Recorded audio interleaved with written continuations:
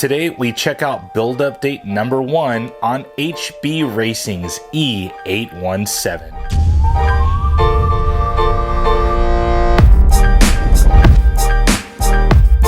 Hey guys, Rich here from the RCNetwork.com, and today we have it, build update number 1 on HB Racing's brand new E817. Of course, this is their 1/8 scale 4-wheel drive electric buggy. So I got the complete buggy together, pretty much everything that comes in the kit, and I've got to say, this is definitely an exotic buggy. There's nothing that is kind of run-of-the-mill of this HB Racing's E817. Now, of course, at the helm is Torrence de Guzman, the kind of, I call him the M. Night Shyamalan of RC racing. The guy just knows his stuff, and he comes up with such cool little innovative ideas just to make our buggy experience even better. So before we get into how the build went and all of my opinions of this HB Racing's buggy, let's check out what tools we need to assemble. Some of the basic tools you'll need are a 1.5, 2.0, 2.5, and 3.0 hex wrench driver. You'll also need a 5.5 and 7.0 nut driver, and also a set of needle nose pliers. Some additional tools that make the build go even easier are a set of shock shaft pliers, a good hobby knife with a sharp number 11 blade, a good body reamer, a couple of turnbuckle wrenches. I ended up using 6mm and 5mm, and finally a set of body shears to trim the body out. Fluids needed to assemble your kit are thread lock adhesive,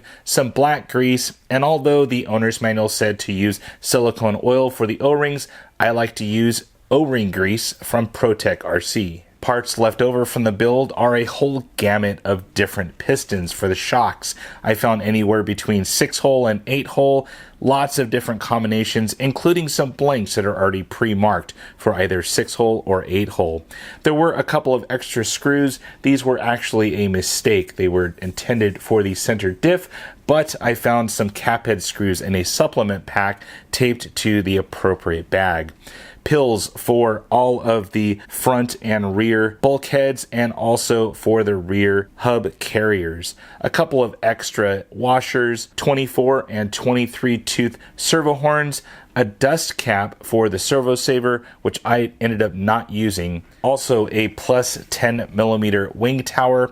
I chose the standard one to install, and an additional wicker bar for the Proline clear trifecta wing. The owner's manual was quite nice. It went over everything and gave explicit directions on the assembly of the kit.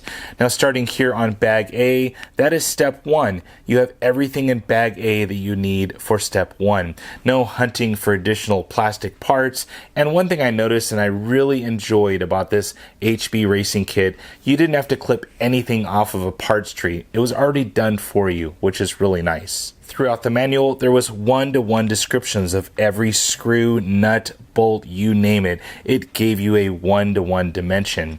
Throughout the build, I noticed that the tolerances on the parts were precise to the micron millimeter. It was almost ridiculous. The pins on the differentials had to be perfectly placed inside or they would not fit. So definitely kudos to HB Racing on keeping this kit premium. Throughout the build, I only noticed 3 mistakes in the manual. Now, although these may not be mistakes, they were just things that kind of tripped me up just slightly. One thing here was the turnbuckles for the steering links. Notice that they gave a measurement that went in through the rod end here.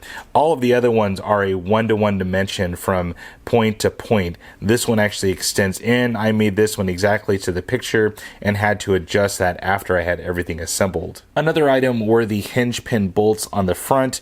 It shows the bolts coming in from the motor side coming through to the front of the vehicle. However, in a later picture, it has the bolts coming in from the front going to the rear.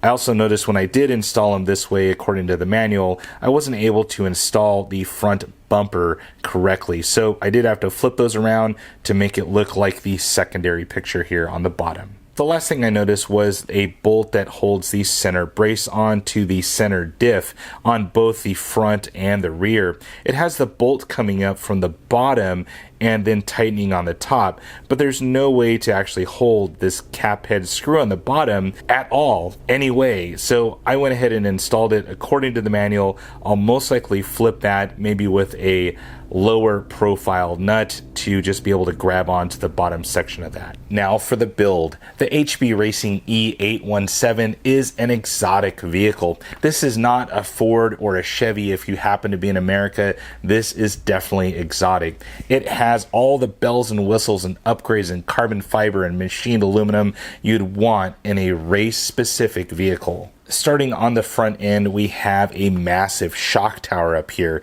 Lots of different cutouts to strengthen it.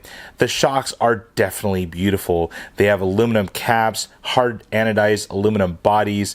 They are just absolutely beautiful. Even an aluminum cap here on the bottom. Everything went together great. Everything was machined parts. No parts trees on these shocks at all.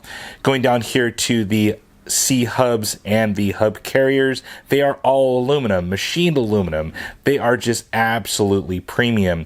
Down here to the CVDs, there's a nice little orange cap that just kind of caps off the front of the CVD, and rubber boots on all of the points. It just adds to the added value to keep dust out of areas where you don't want it. All of the A-arms are a monocoque design. They have a top plate on each of the arms that accesses the tunability and flexibility of the arms with an optional carbon fiber top plate that you can purchase to make them even stiffer. Other things that just make this a premium kit are aluminum pins right here for the shocks and also for the sway bars. They are quick disconnect just by using a simple grub screw. Every ball on the E817 is a hard anodized aluminum ball. There's no messing around with this kit.